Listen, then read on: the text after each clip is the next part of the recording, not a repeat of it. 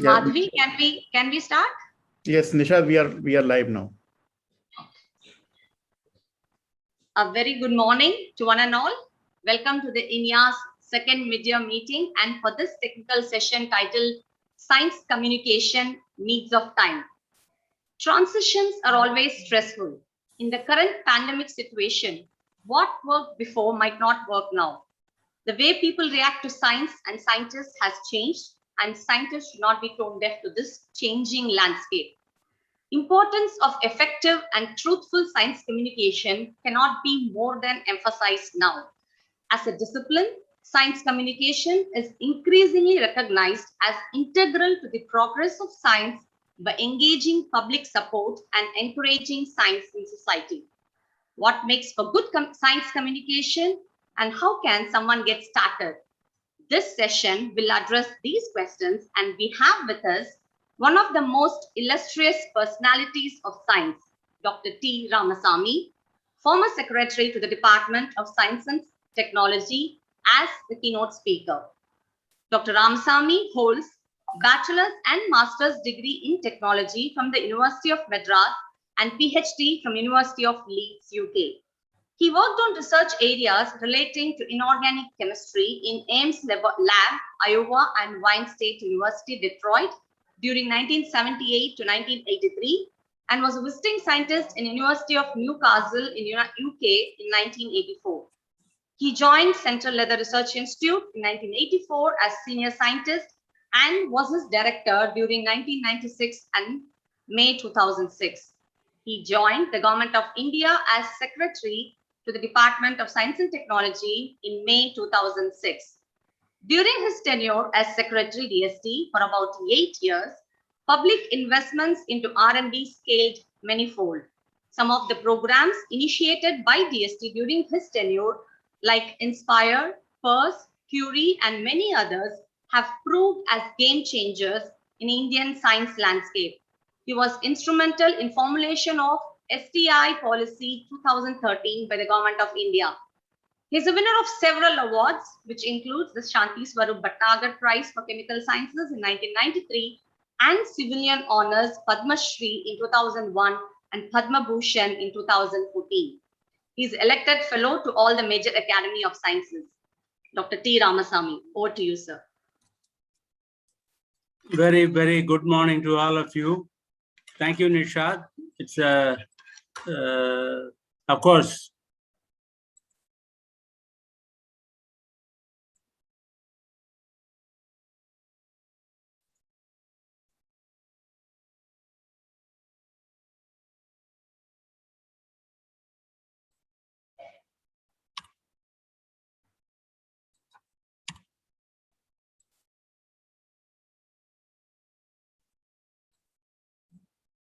is my slide presentation all right? Is it open? Yes. Okay. Very good morning to all of you. Of course, Nishad and I share a special relationship. I was her mentor, PhD mentor, and was my last student. And she has been trying to educate me about the needs of time. And I have been trying to tell her, hey, time may change, but life continues. Therefore, when she asked me to speak about science communication as needs of time, I told her I will only speak about science communication as a way of life, because life is a continuous process, and the science communication will be required for all times. The change emphasis may change, will differ, but science communication process has to continue.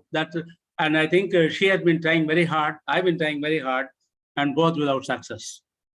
Now, for society, science is a knowledge activity. For some, science is a way of making a living. For limited few, science is a way of life. For such people, science communication is also part of their way of life. Science communication, namely, as a means for living for some and way of life for a few, will be covered in this talk. We look at the science as understood by society. The dictionary will say formulated knowledge. Formulated knowledge of whom? Of the mankind. It relies on reasoning, logic, and science has to be based on objectivity and, of course, evidence. It is for society a human knowledge-related activity. It is not universal knowledge, but a human knowledge-related activity. And therefore, for science as a way of life, I remember when I got the Patna Prize, somebody asked me whether award is for research or research is for the award. And I said, for me, science is a way of life. It's like a religion. And science as a means to enrich human life is what society looks for.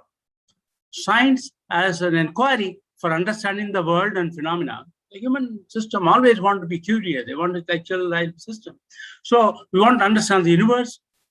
The first person who said nothing leaves the universe, energy is converted to matter, matter to energy, is Siddhartha himself. Siddhartha, Einstein, people have thought about this system before. Understanding of life from molecules to man, life in Mars, life in other planetary systems. Now, those are all understanding nature and natural phenomena. And of course, science as a tool for the development and changing the way people live. That's what has differentiated 20th century from earlier centuries. Antibiotics changed the life expectancy of the world from under 30 to higher than 70. And that's the one discovery that changed life expectancy of the whole planet. We do not realize at the time of independence, the life expectancy of India was under 25. Today, we are 70. Therefore, science has played a big role in those systems. And today, mobile communication altered the social behavior, and parent and child cannot talk to each other if they don't have a mobile each. So we have come to this kind of a mobile as a bridge between even parents and children. So the scientists and non-scientists understand science differently. Effective science communication, the effective science communicators primarily know the difference of this between the two processes. Science communication truly relates to informing, educating, increasing awareness of general public and on scientific matters. It refers to public communication of science to people who are non-experts and non-scientists. It's now a professional field. Some make a living out of communicating science to non-experts. It includes exhibition, journalism, media, publication, road shows, public debates, and many other modes of communication. The desire to communicate is one, and modes of communication will depend on each person's choice and what they want to communicate. So today, communication of science to non-experts seems an evolving area where scientists not always at their best, it seems. In fact, I've been to many places and I've been told that scientists are bad communicators. In fact, I remember having to make a presentation to a very senior man about the Central Research Institute. It is a one-to-one presentation. And he said, when I finished I asked him, how much time you give me? He said, 7 minutes to present the whole institution. I presented 6. He said, oh, science are not always organized. It's amazing. I said, science itself is an organized knowledge. Therefore, that is a public perception. And therefore, we need to be careful about this public perception being around and how do we address this problem. For a scientist, the real tool is only science. Therefore, the science communication also can be seen as science. So I'm going to talk about the science of science communication. Now, there is science to be communicated. There's also science of science communication. Communication is a two-way process, listening and speaking. Most people like to speak and not listen. And listening and speaking happening through what I call a two-way model. Scientists need to play both listener and the speaker. And there are micro level, macro level perspectives of communication, they differ. Micro level perspectives are communication between individuals. What I have a communication between Nishad and me as a teacher, she as a student was individual. But macro level is for individual to social groups. We are discussing a larger audience. So micro level, vast amount of details, analytical information might be of use. But macro level, that analysis doesn't help. You require synthesis and not details, nulls of information that larger society may like and need to know Therefore, we need to ask, when you talk about communicate, we don't have to communicate everything that we know. Everything we know may not be important to the society. Therefore, it is important that we need to recognize what is it that they need to know, what do they like to know. So the listener is a more important process here, not in the way we, when I was trying to communicate my science to Nishad, I was trying to communicate whatever I knew.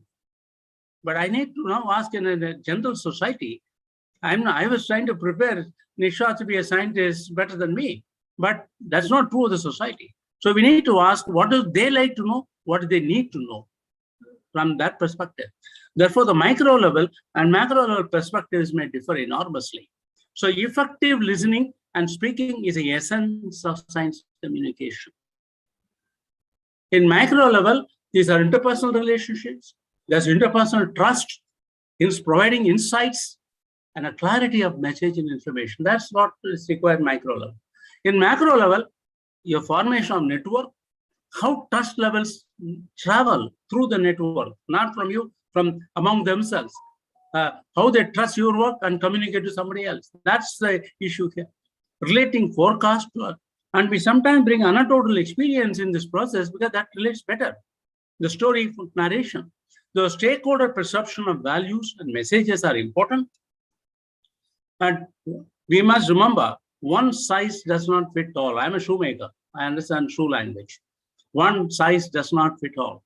Science or science communication is built on the sensitivity to differences in the macro and micro level perspectives. And we need to differentiate that. So scientists as a professional group that engage in formulating new knowledge and validating and disrupting the new formulated knowledge.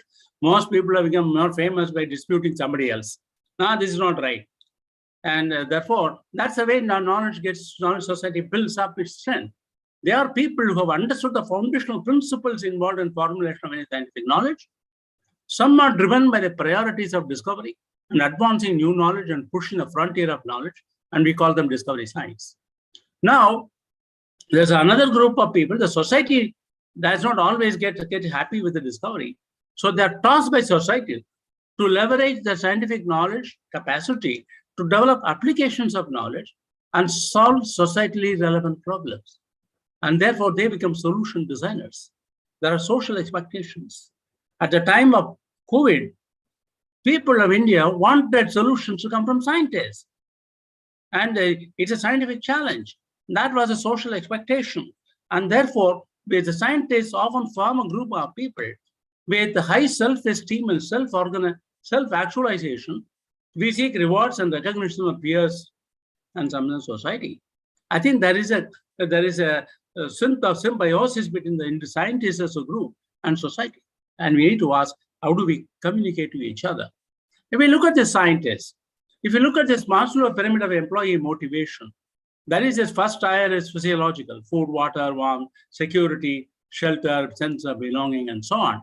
Then at the highest levels is self-esteem and self-actualization.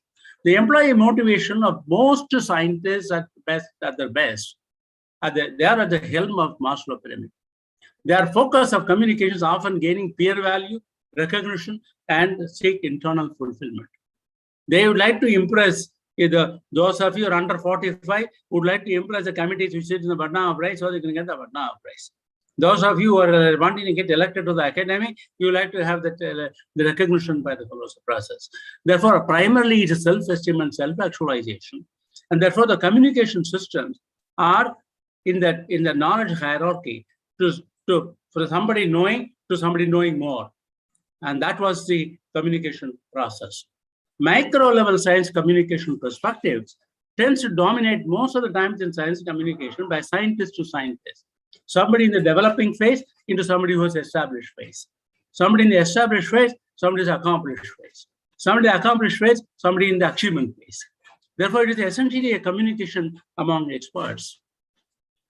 And then what do? We go on publications, journals. And if we ask somebody, a scientist today working in one of our really esteemed institutions, I ask him, what is your name? That person says, my H index is so much, sir. And I have published so many papers, I've been cited so many times, H index is the 40. It's very interesting. They have lost their name. They want to talk about H index. And that's a communicating to other fellow scientists. That's what the language we use. I would consider the world as a larger world, and the world of scientists is a smaller world inside that world. And therefore, scientists in the world of communication, they are perceived as knowledgeable people, somewhat extrinsic to the real world realities, are comforted among themselves, but face interfacial tension in communicating to other people because the language is different. Because if I go and tell somebody in the road, my H index is 50, says, what is H index? H index doesn't mean anything to anybody. Therefore, many scientists have mastered the art of communicating to other peer leaders. Only some have been able to communicate to non-experts, let alone the lay people. And how do I get to this? Cartoonistic view of a desire to communicate science to some individuals. I would like to present a cartoon here. This is a T. Ramasamy. I go and tell, can I tell you about science? There is Nishad here. She said, okay. You can look at the body language. She doesn't want to listen, but she has no compulsion. She has to listen. So the cartoon captures the storyline of science communication by a scientist to somebody who is non-willing. Therefore, it conveys a compulsive disorder to tell. It's a one-way communication. And this, the cartoon also displays a positive evasion by listeners. It says, okay, but actually it's not okay. And the cartoon conveys a social perception of failed science communication models. And cartoonistic impression by way of a communication of science by experts, okay? This person who is supposed to be a scientist, he says, that's an interest. Somebody asks, what's your time? What's the time? That's an interesting question. Certainly, precise determination of current temporal state is at most practical importance. While it is not possible to provide definite answers within the present context, future will work. This is a compulsive desire to be accurate, precise in knowledge being transferred. The message from a scientist is usually lost in the way an information is presented is a clue. And this lady says, yeah, you mean you don't know the time. That's as simple as this. So the need for direct and simple message in efficient communication might be easily compromised. He went into details and precisions in the communication process. So delivery of message has to be in a simple language for laypersons, and that is very critical. Now, the two-way communication model in a macro level perspective, okay, what we try to do, a science communicator is the speaker and the listener at the same time, not just a speaker. Now, we are not sharing words, we are sharing thoughts. You look at this, there is a communicator and there's a thought. There's a sharing of thoughts, and so what is said is heard, what is said back is heard, and what is internalized in the conversation. That is effective science communication, and they call the best communication model is a two-way model. It is science teaching draws strength from science communication. And I will give you an anecdotal story because the stories sell better. And I will tell you, I started my teaching at the age of 27. So take my age of 26 to 35. I was a researcher, tried to impart the best knowledge available to me through the teacher-centric one-way flow model, going above the head of all students. Okay, my English was very powerful. I come from England. My very powerful speed. Language is fast, and English was powerful. I was teaching analytical chemistry on a Friday evening, 4 o'clock, to a bunch of leather technologists and talking about the different B-type electrode and C-type glass electrode, something that did not be known to them at all. And that was one of a failed communication. My age of 36 to 45, I became from a teacher-centric to learner-centric, try to limit the knowledge shared with the learners to the levels of their need, not my knowledge, of that need. So learner became the focus. Age of 46 to 55, explore two-way communication and dialogue models and thought transfer as a goal through pedagogy innovations. And this is the best period of my teaching. Some of my students have learned this process effectively. Looks like Nishad may have belonged to this group. And the post-6, and then the 56 to 66, you are aware, I was hiding in the government. So post-66, I learned that in the new cyber world of World Science Communication Channel, have undergone transformation with the download syndrome. If I ask my students, hey, what have you read this paper? So I've downloaded it. And I say, hey, when will you upload? So uploading is a non-trivial, is a lesson learned during this process. And this is what is a lesson that I have learned. For those of you teaching science communication and teaching science, teaching science, I like to give 9 principles. Recruitment of learners into learning. You start with the job to connect people, because people come with a different mindsets. Start with the job, it will connect people. Capturing attention of all learners. Start with the storyline, because the story connects the attention gain. Retaining attention beyond 15 minutes is a very big challenge today, and you require every 15-minute change of texture, visuals. You add other communication tools. Converting hearing into listening, bring visual communication. Enrolling passive listening to active learning, use dialogue model, thought transfer. The active learning provides several opportunities, set up toolbox. I contacted many students, if possible, simulate micro-level experience in a classroom. Partner Google for information, because Google has now become a necessary tool. And now you show that Google doesn't have all that is right. So you exert knowledge superiority by finding out flaws, incorrections, accurate, blunders, and so on. I conduct quiz, I conduct games, and show where the Google is wrong in certain areas. And that's what builds the strengthening.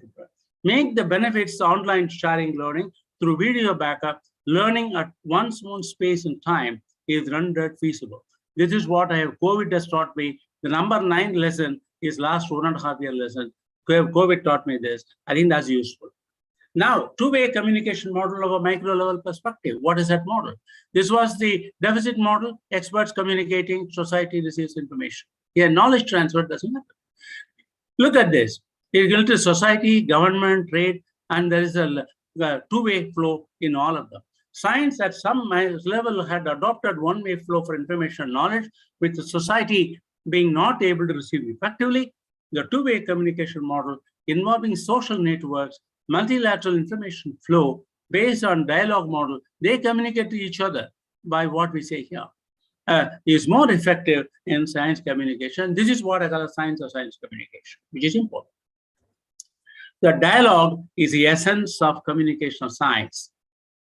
I'm going to leave a small little exercise for all of you. Some aspects of effective communication, there are some pointers and bold prints. Can anyone tell me what the pointer from this that you see? But anyway, we have limited time. I give 1 minute. Can somebody tell me what are the what do you observe in this which require attention in this process? Anyone?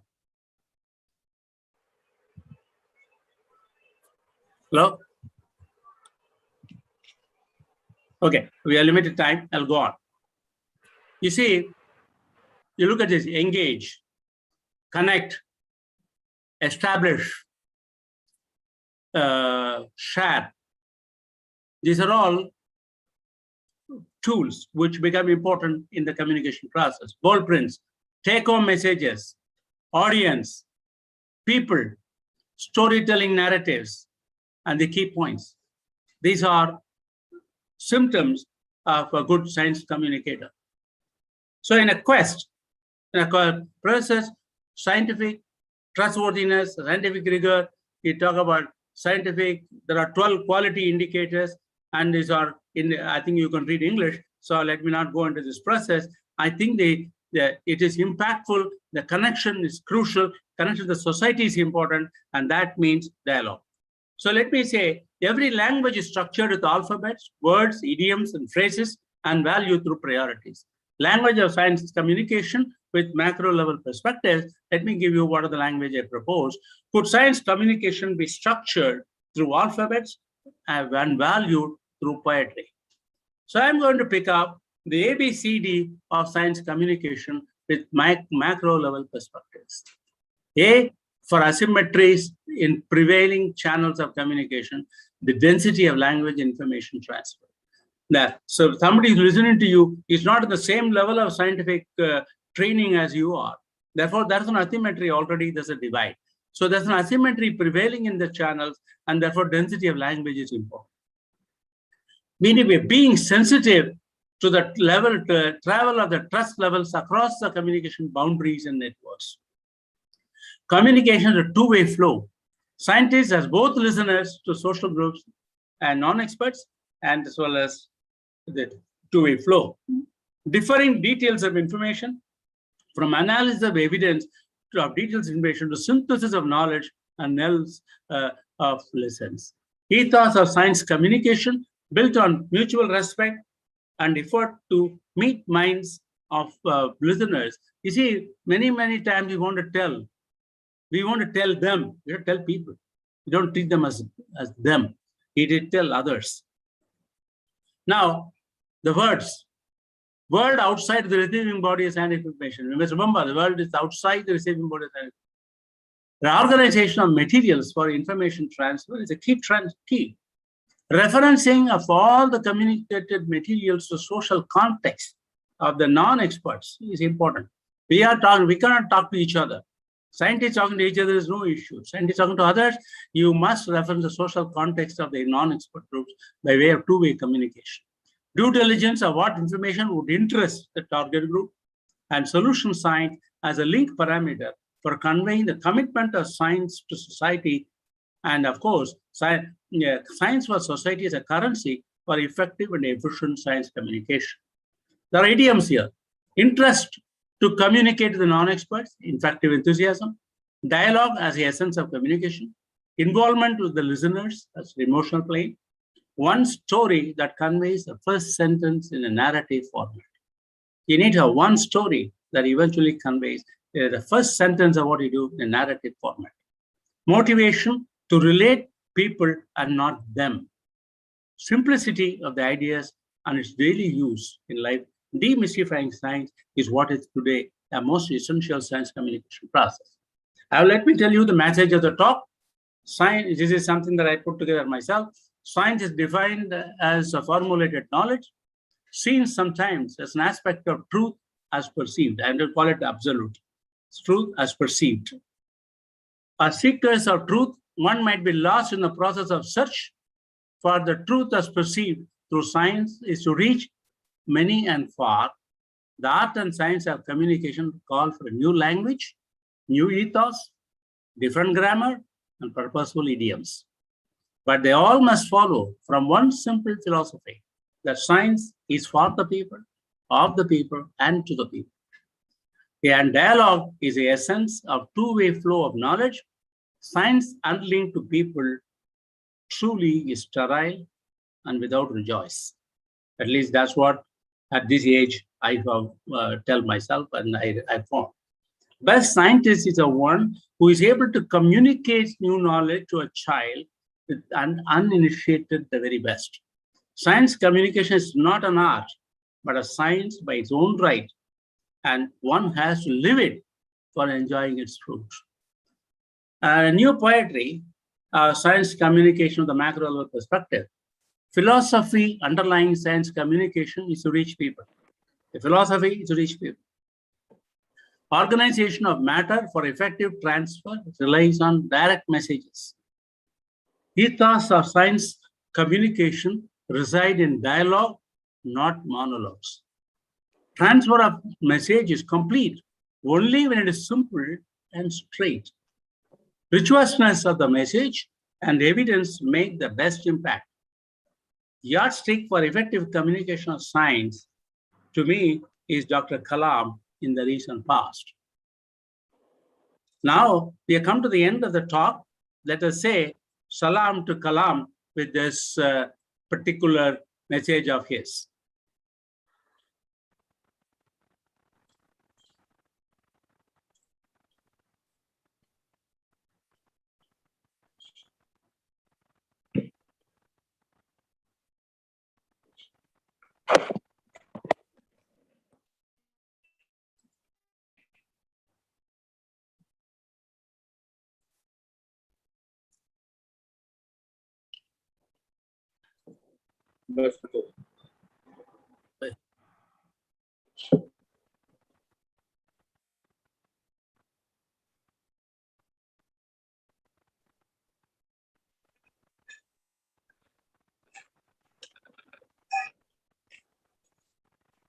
You may have to click on that slide to start it, sir. Yes, sir. Okay.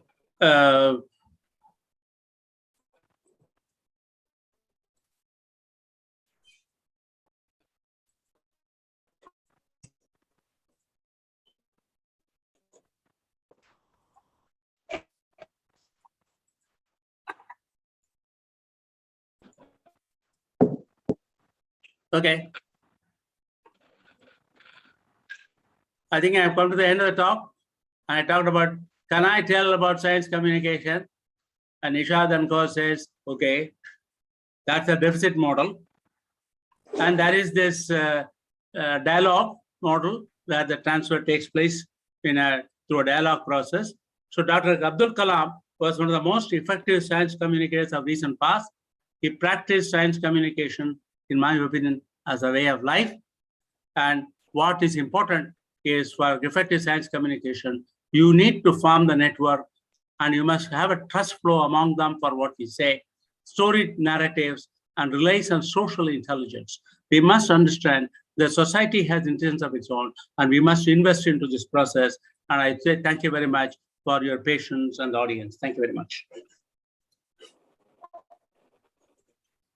Thank you, sir. Thank you so very much for communicating to us that science communication is actually a way of life. And for effective science communication, we need to know the poetry of the science communication. And thank you for giving the ABCD of science communication. And you emphasize that listener is more important. So I think those points will definitely stay with all of us who want to be part of this science communication. Thank you once again, sir. Well, I have all excellent talk messages. Let me see if I have any questions from the audience.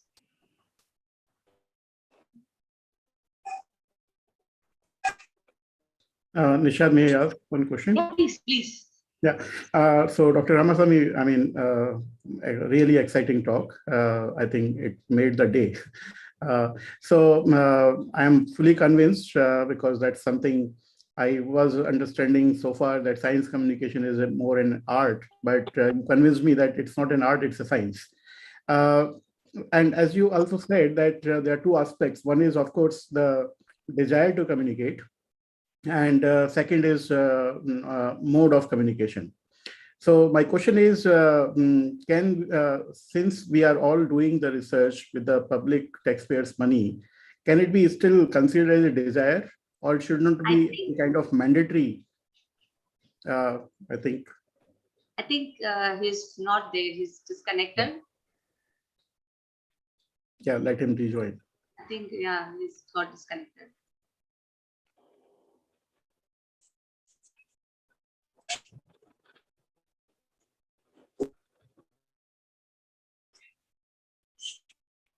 Okay, let's hope he connects back. So until then, if we have any questions, please keep posting in the chat box as well as in the YouTube channel.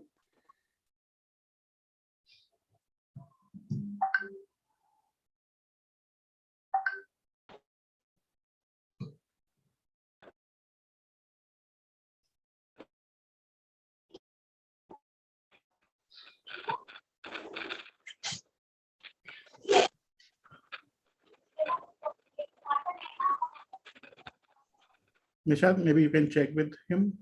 Yeah, I'll just try calling him. Yeah.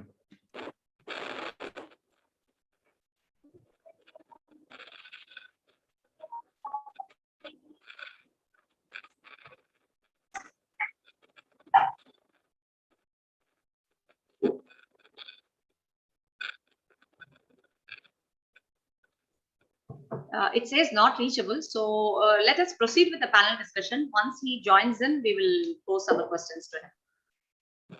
Will that be fine? Shall we proceed?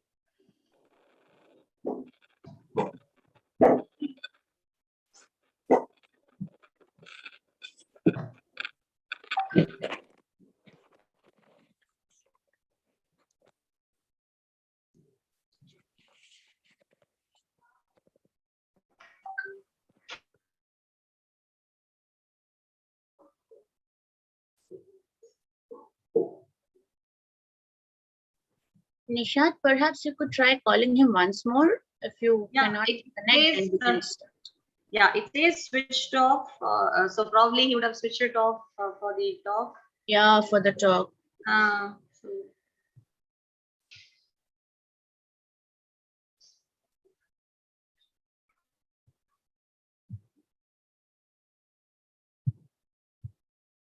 okay, so looks like I'm not able to reach him. So we'll get going with the panel discussion. So when he joins, we'll have the questions ready for him.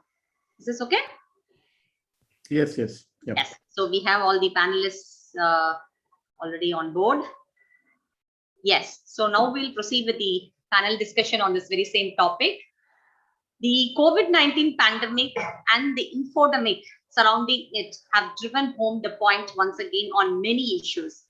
Common man is confused over emerging new data. His questions range from should we take vaccine or not, or to which vaccine is better, and from what are the chances of not contacting virus or taking vaccines to will I die if I take vaccines. So what matters is that science reaches common man without any distortion. World looked up to science and scientists during these tough times, and they have delivered. We have delivered, in fact, in the form of vaccines. However, we have taken a beating too for changing the stand frequently with new findings and updates, which leads to confusions, of course. And this panel discussion intends to project the importance of science communication, especially in the context of a pandemic or any general upheaval. And for this, we have eminent panelists with us today. Dr. Anandita Batra, Assistant Professor from the Department of Biological Sciences, IISER, Kolkata. She did her PhD with Professor Raghavendra Gatatkar at IISc Bangalore, and she's the founding chair of INYAS. She received INSA medal in 2009, the Serve Women Excellence Award in 2013, and was the co-chair until last year for the Global Young Academy. And her lab is engaged in addressing various questions in behavioral biology and ecology using the free-ranging dogs as a model system. So may I now have Anandita give her opinion about this topic? Anandita. Sure. Thanks, Nishad. It's been wonderful listening to Professor Ramasamy, and I think he has set the stage for what I had planned to talk on, the science of science communication. And that's, I thought that from the perspective of a scientist and also from the perspective of a teacher, I will start off talking about the requirement for doing this, because often when we speak about science outreach, science communication, it is kind of taken as something that jobless people do who don't have enough research to do, and that's why they waste time doing things like this, going and doing outreach in schools, or giving public talks about not really their core research, but trying to explain scientific ideas to people, or attending science fairs and talking to the public. And often the questions that are posed to us is, don't you have anything better to do in life? Or, why should I waste my time doing this? Because I get paid to do my teaching, I get paid to do my research, and this is extra work, which is taking time away from the science. So why should I waste time doing this? So I would like to actually talk about the necessity of science communication and touch upon the pandemic.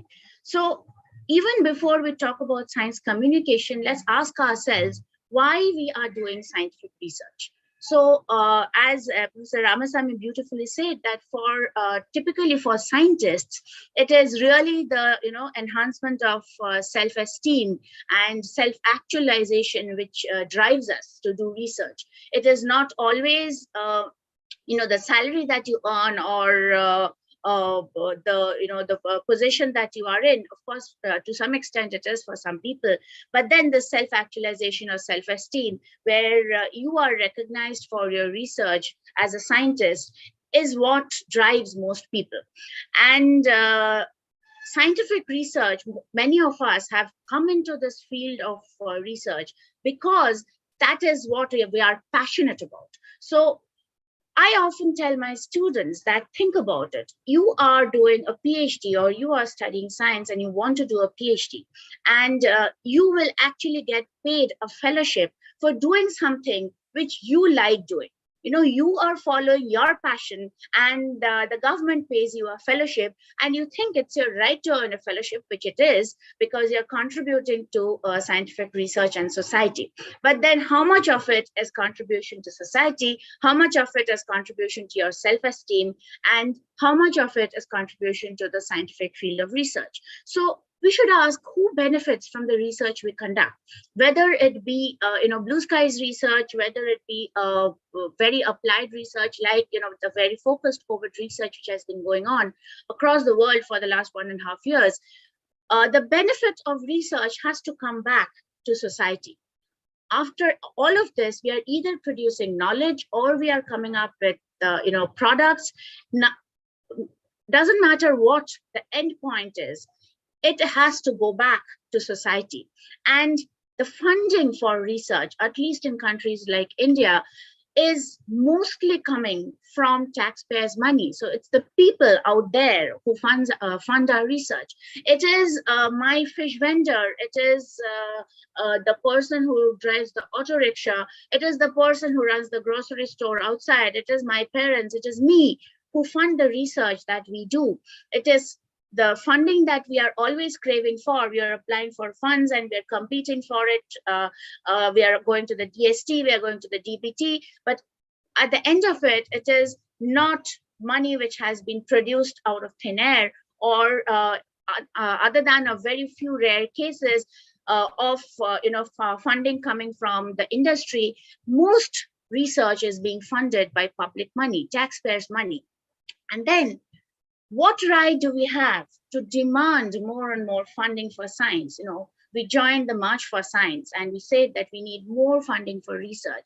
But if you tell a lay person that we need to build bridges, we need to build more hospitals, we need to build more schools, they will understand the need to do that. Why will they understand the need to buy the next centrifuge or to buy a very high-end NMR machine if we don't tell them the importance of these instruments, if we don't tell them the importance for funding more PhDs? We need to go out there and tell them about the science that we do. And this is where in the pandemic, it has been a learning experience for many of us, that we got together as scientists, and with the help of people in the scientific media, we actually went out, reached out to people, from something as basic of as how to wear your mask properly, to why you should take vaccines, to why you need to wash your hands, to why eating a lot of haldi every day will not keep COVID away from you. We went through all of this, and that is where I think more and more people have understood that there are scientists out there and these are real people. That's the first thing. We think a scientist is a man with unkempt hair and a white lab coat, where holding test tubes with different colored liquids in their hand, and that is the image of the scientist that we have. I request all of you to go watch this film called Picture a Scientist on Netflix. Beautiful film. I'm digressing, but beautiful piece of science communication. So the scientist needs to be out there in the public, to talk to them, to tell them about the science that we do. Only then we can say that we are doing something where we are coming back to society. I keep telling my students that if you are doing research, you should be able to communicate what you are doing, the crux of it. You don't have to explain every little detail of the statistics that you're doing, but the question and the process, the bit of the process and the final answers to a 5-year-old kid. Go talk to your nephews and nieces at home. Go talk to your grandmother. Explain your science to your grandmother. Go talk to the vendor you're buying vegetables from. Tell them that this is what you're doing, because we scientists tend to think that we sit on this ivory tower and we are doing something fantastic, and we can talk to each other, and we are this elite community who don't need to interact with the general society. That's wrong. You don't deserve to get funded for your science if you cannot take your science out to the people. The COVID taught this to some of us. very unfortunately, not to all of us. I still see around us, people are reluctant to go and do science outreach, science communication. And communication does not always have to be through standard means. You can go talk to people on TV channels, you can go and do radio shows, you can write articles. Today, I decided not to use PowerPoint. You know, we scientists typically try to hide behind the PowerPoint slides. We have everything we want to say very nicely, neatly arranged on the slides, and we just say it. I decided I'm going to speak completely impromptu because we need to talk to people impromptu. We cannot always have our slides, we always have our notes, have everything ready, and then communicate. Communication has to be, as Professor Ramasamy said, a two-way traffic. People will ask questions, you have to answer, and you have to come down from your ivory tower, not just be the knowledge producer, but you have to bring your knowledge downsized to the level where a 10-year-old, a 5-year-old, an 80-year-old can understand what you're talking about. No jargons. We hide behind our jargons, we hide behind our equations, we hide behind our fancy equipments, our fancy images, and we think we are doing something fantastic. You know, it's so glamorous. But can we still talk to each other? Can we still talk to people? Answer simple questions. You know, what do you do in your labs?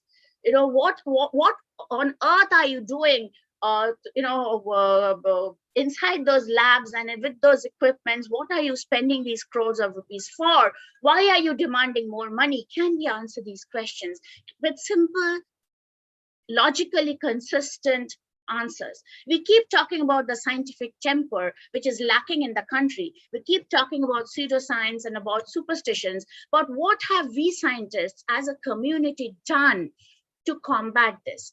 How have we worked towards building scientific temper in the society, not among ourselves? I mean, forget scientists. Even scientists don't have scientific temper. There are scientists who will go and wear rings to combat the bad mood of some planets out there.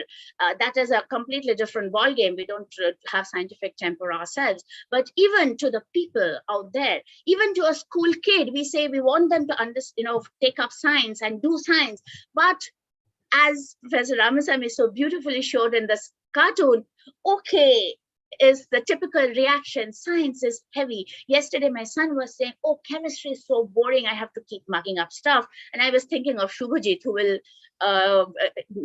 definitely tell you, show you what a good communicator he is. And I was thinking I should send him to Shubhajit to understand that chemistry is not really so boring if taught properly. So I think as teachers, as researchers, that is the goal that we have to set ourselves.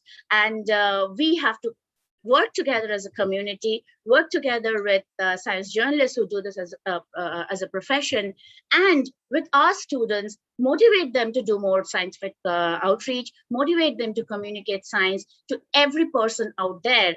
And only then we can demand more funding and more support from the government and the people for our scientific research. Thank you.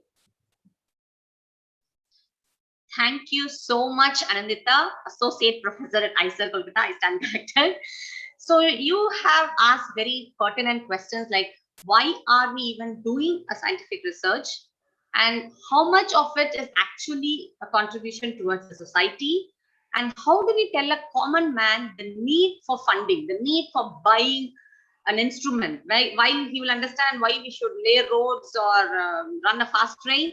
Probably the need for him to make him understand why we need to buy a TEM or a SEM is pretty expensive, or increase the number of fellowships. So those are the points which you have brought out. Thank you very much. Has joined. Sir, are you there? I saw he had joined and he has left again. Was there for some time in between. I didn't. He's probably having internet issues. Yeah, he's maybe coming on and going off. Yeah, that's right. Yeah, I did saw him coming. Okay, so we have the next panelist. As Dr. Anandita was talking, she's planning to send her son to Dr. Subhajit. So he's such a great science communicator. So he's a professor from the Department of Chemical Sciences, IISER Kolkata.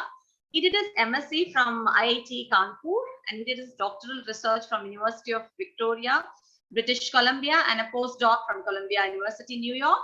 He spent a year with Professor Florian Hofdal's lab at University of Cambridge. Enthusiast. Over to you, Dr. Subhajit, for your opening remarks.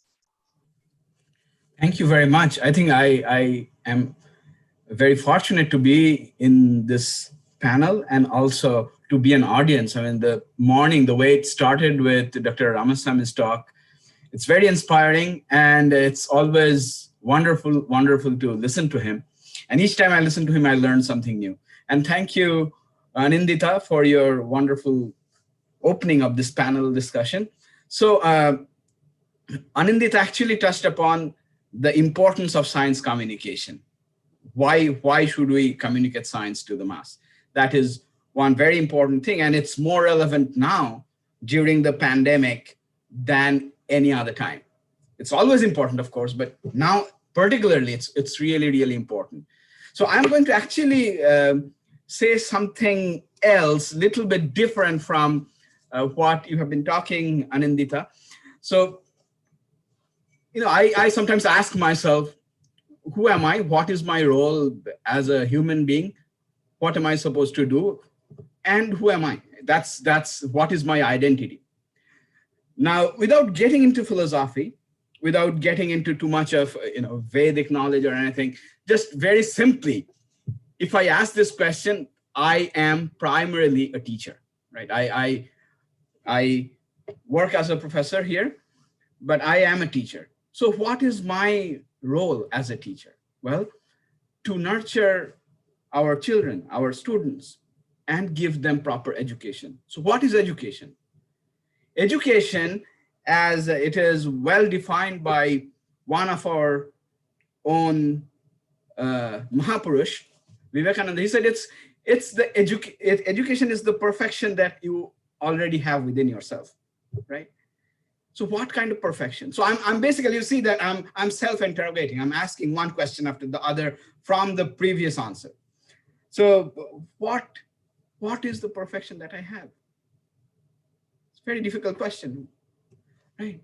Now, when I'm a teacher, who are my students? Well, my students are primarily these bright young students who come from the best schools in the country, best students securing very high grades, whether they're at the +2 level, just graduated from high school, or the college level, or the MSc pass outs. Now, when you look at them, quite often you'll find that the students are very bright. When you try to teach something in the class, you realize that they're not really interested to listen to what you are saying. And at that point of time, I ask myself, am I wrong? Am I not really doing my work right? And I remember just a few minutes ago, as Dr. Ramaswamy said, that he showed various stages of his career, right? And in the early stage, quite often it happens that I'm so eager to tell people about what I know, showing off myself, that the students are not really keen. So that is the first question I ask myself, am I doing that? And also ask them directly, why do you think this is not really exciting? He said, no, this is very exciting. It's wonderful talk. Thank you. But I know that it's not. But there is one thing that I realize have been always lacking. In our education system, very systematically, we trim the creativity of our students, right?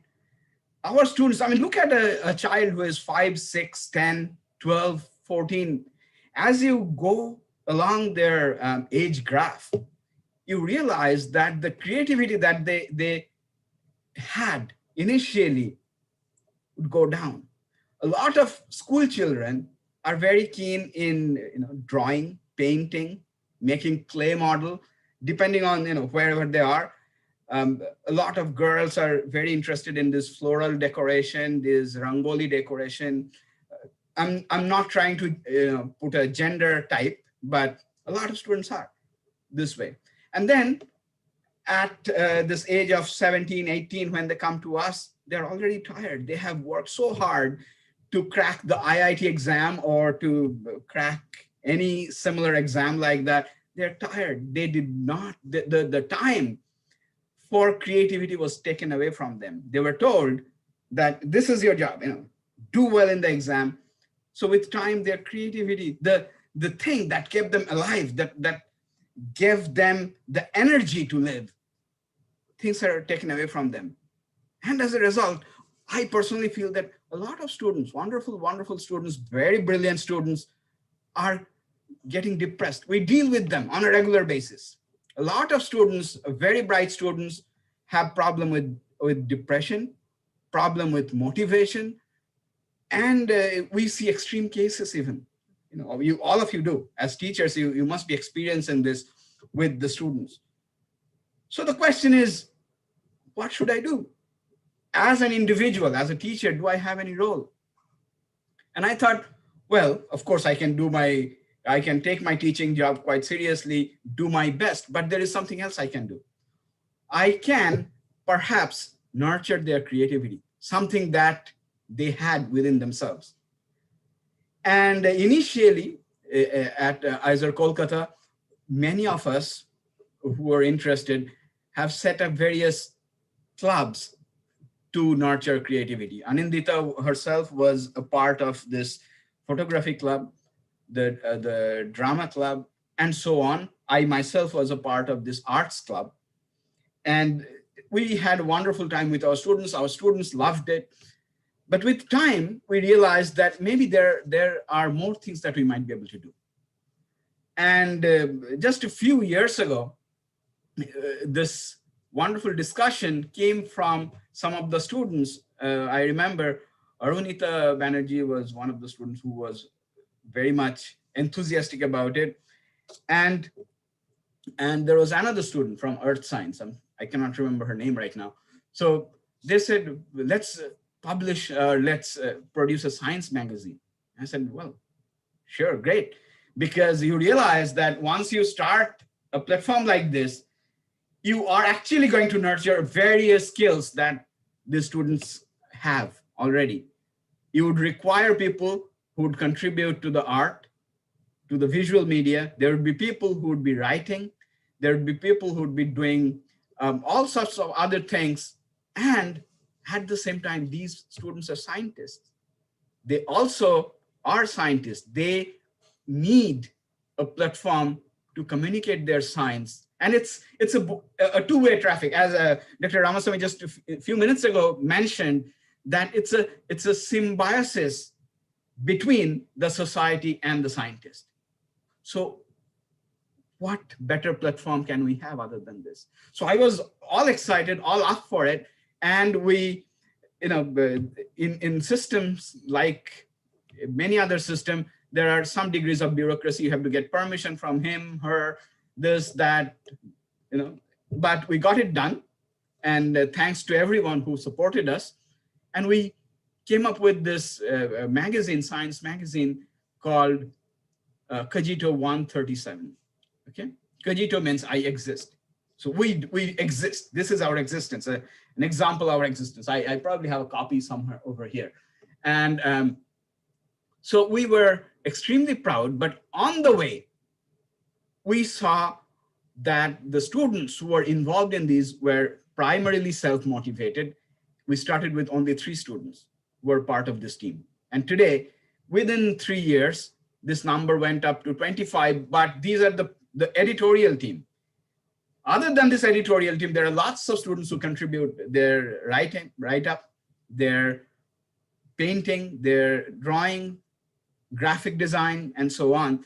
And this children, let me use that word, children, they're extremely happy that they have a life in their lab where they're practicing their science, and they also are practicing something that they're proud about, that is something they want to do.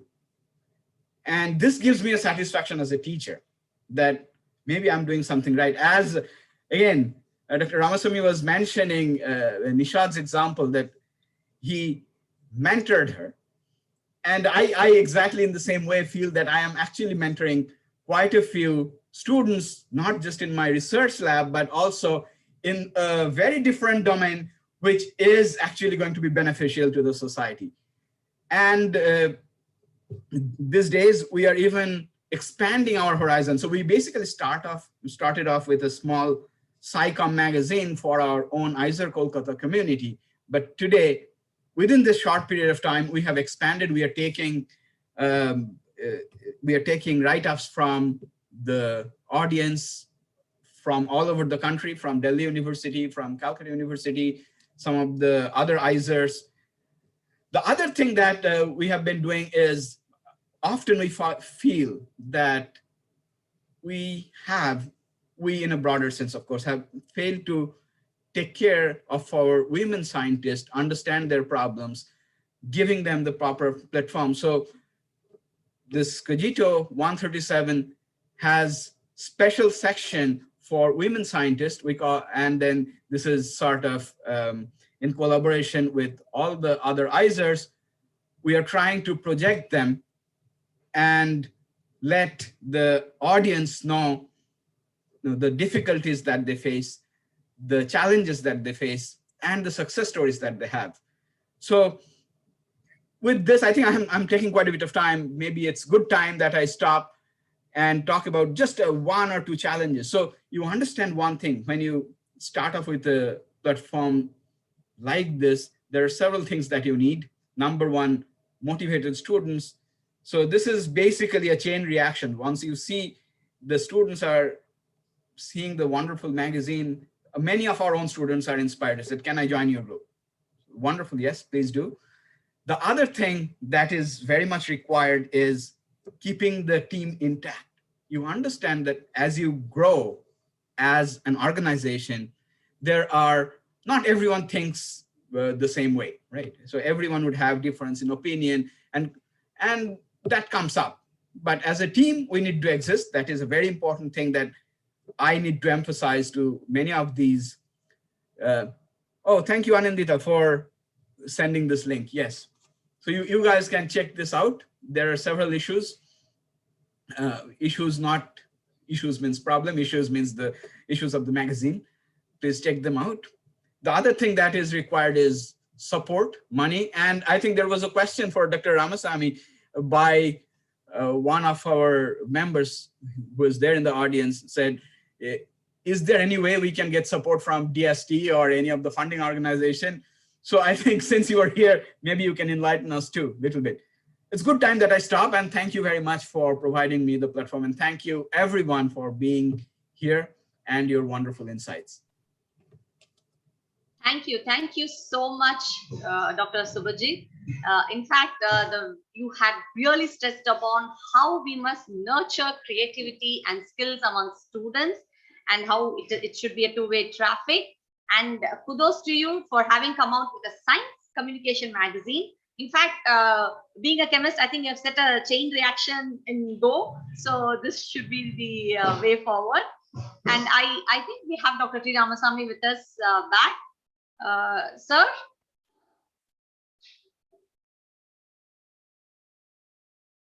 Sir, are you there? Because I'm not able to reach him on phone as well. Maybe he is not there. So we will move on to the next panelist. Just one small thing. I also acknowledge Spurti, who is very much here. She has been extremely supportive to this, and she helped with many things. We also expanded to this communication in regional languages, and she was really hands-on and supported this whole movement. Thank you, Spurti. And of course, Anindita is a part of this team too. Thank you. So we have the next panelist is Dr. Nishant Chakravarti. He leads the Regenerative Medicine Lab as a faculty member at the School of Medical Science and Technology, IIT Kharagpur. Dr. Chakravarti is a physician scientist by training, an MBBS, Masters in Medical Science and Technology, with a PhD from Queensland University of Technology, Australia. His research interests involved utilization of concepts of cellular and micromolecular biology biomaterials, and tissue engineering to study human pathophysiological conditions.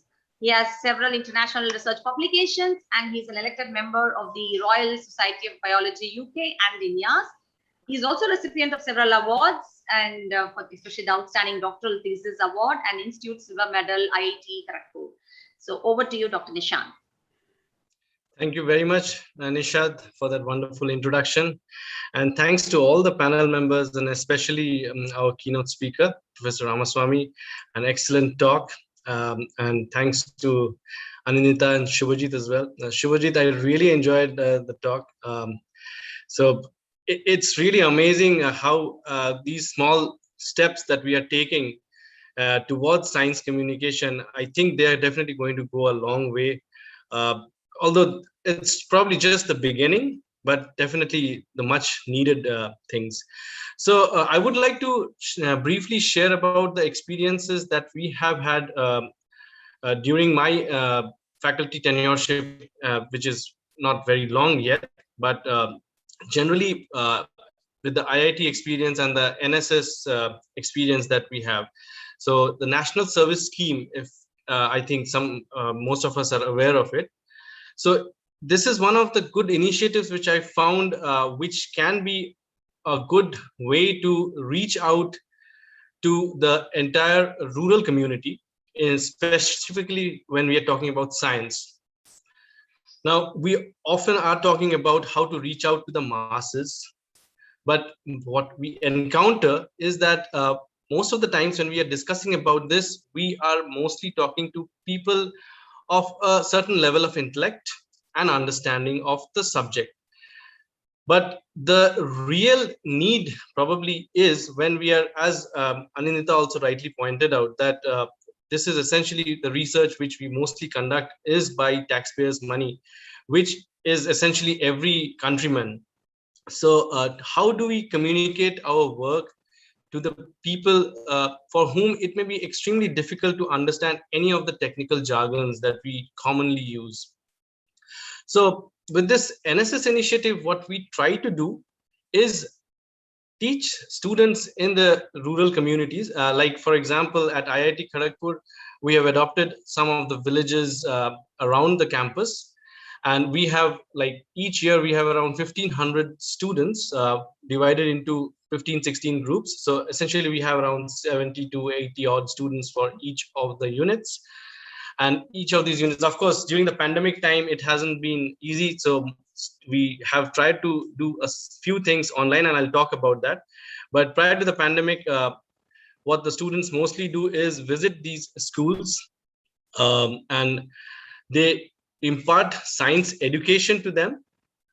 Specifically, if you look at, so what we have been doing is we reach out to the high school students. We also have tried to reach out to the primary level students as well, and pre-primary as well. That is the most challenging part, but how do you motivate such small children towards science? So small scientific experiments, or trying to make them understand simple concepts of science by way of explaining it to them in their regional languages. Again, one of the issues which we usually encounter is that because most of the students are from across the country, so not everybody has an exposure to the regional language. But then we try to include some students who are speaking the regional language, who are going out to the schools. We also try to, in the past, we have also had some science competitions. So and I have seen brilliant kind of experimental models which the school children have actually shown us. In fact, they were so impressive that even the students, the BTech students at IIT, were also extremely overjoyed to see these models. So overall, such a model to reach out to the community through our students is, I think it's a good initiative as well. And that does not only involve the undergraduate students, of course, they are important. But if we are talking about science more in detail or in depth, then possibly we need to include our research scholars more into these outreach activities in the way that they are able to communicate with the normal common people. So there the challenge arises is, how do we not use our technical jargon and we yet are able to communicate our work? So basically it's like, and I'm sure we all have faced this challenge, that how do we explain our work to our parents? So that is something that we often find amusing, but at the same time, that is the question that needs to be addressed. So how do we actually try and make them understand what is the real world implication? So when I was doing my PhD, whenever we used to submit an abstract for a presentation in our institute, we had a section known as the real world implication, where we have to write about it in a very general language. So that is pretty important, I believe. So I think the outreach activities which has been in place for undergraduate students through programs like NSS are important even at the postgraduate and the PhD levels as well. I think INYAS is also a brilliant platform to think about this. The government of India has already initiated some of the programs like the Avsar program, through which they are helping students to be more creative about how they write about their science, and that too again to explain it to commoners. So science communication is at its nascent stage, I would say, at this point of time. Nevertheless, I think we are trying to bridge these gaps now, so that we can move ahead in a way that we are able to explain the activities that we do in our labs, and try to explain people about their real world implications. So this is very briefly that I wanted to discuss here. Thank you, Nishad, and I will hand it over to you. Thank you, Dr. Nishant. In fact, you have very clearly said we are answerable to the taxpayers and the rural people especially. So in fact, you suggested we should look at the NSS model of enrolling students into this. In fact, catch them young, tell them the importance of science communication, probably, you know, while they are doing their PhD itself, so that when they start science as a career, probably they will take this as the way of life. Like they have to communicate what they are doing to the general public. So that was a very good point. And I think now we have Dr. T. Ramasamy back. Sir, we have few questions for you. Shall I pose those questions now? I kindly quickly do that. Yes. Yes, sir.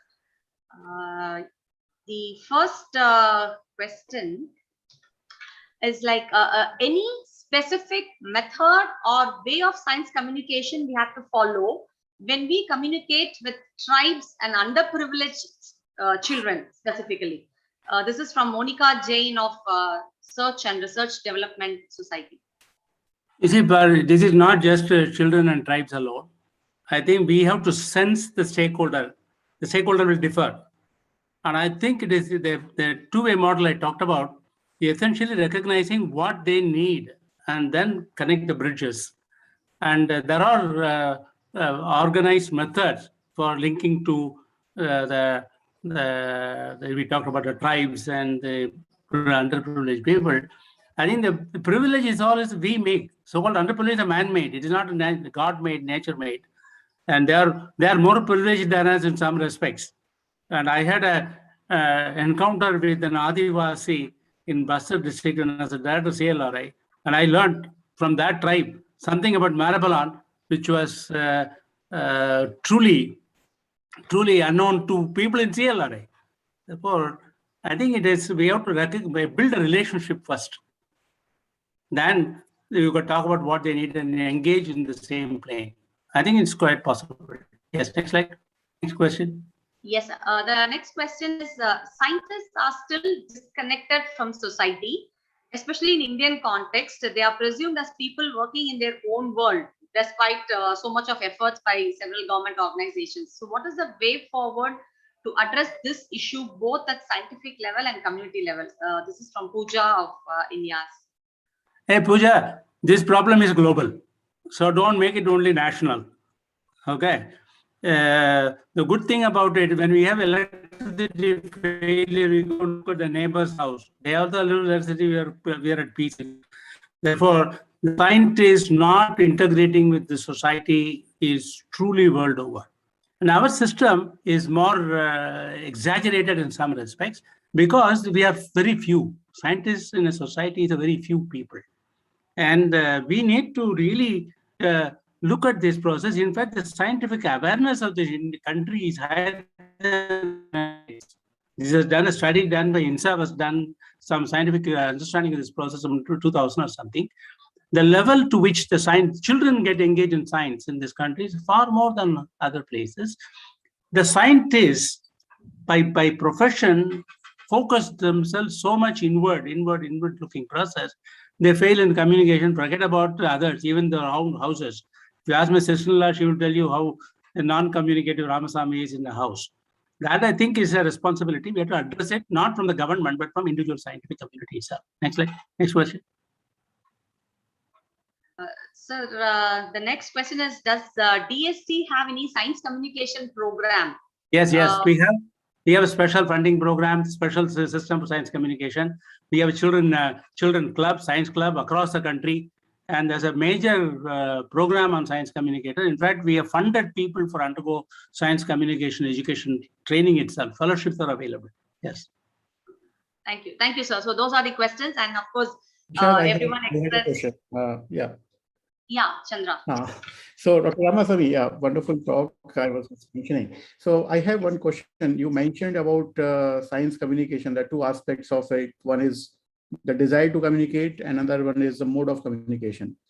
So my question is, especially in the Indian context, when most of the research is in the by the taxpayers' money, can we really afford it just as a desire, or should we make it something like mandatory for the scientific community? My answer to this, firmly no.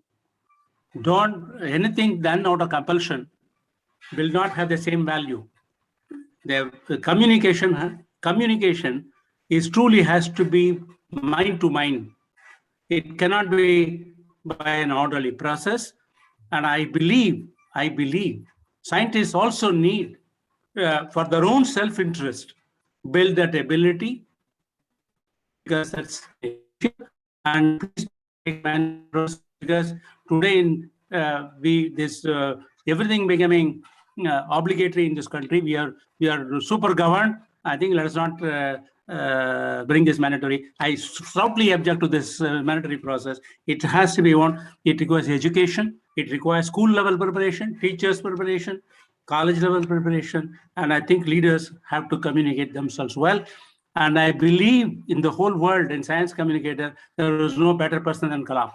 Kalam was a great communicator. This was told to me by ministers of science in Europe once. Therefore, I think let's emulate them. Okay? Don't make it mandatory, please. Not from you guys. I represent work for the government. I still consider myself government. We are very happy to do controls. It's something like scientific social responsibility, which DST is currently talking about, right? But these are all jargons. Of course, jargons. I mean, with each project. Okay, can I leave? Thank you very much. Thank you so very much for an exciting talk. Thank you so very much, sir.